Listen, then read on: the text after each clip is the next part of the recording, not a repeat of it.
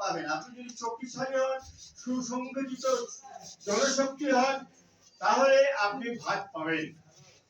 না হলে কিন্তু আপনাকে ঘুরে ঘুরে আপনার ভোটটা নিবে, আসল কথা বলবো না, অনেক টাকা নিচ্ছে।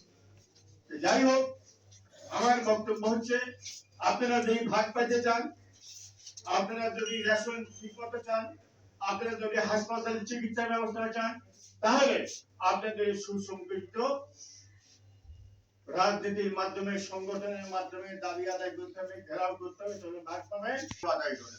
এবং আমরা আমাদের পার্টি বাংলাদেশের সমাজতান্ত্রিক দল, আমার আমরা একটু বলছেন যে আমি আহ্বানী সংগ্রাম পরিষদের পক্ষ থেকে আপনাদের প্রতি আমাদের সমর্থন রইল।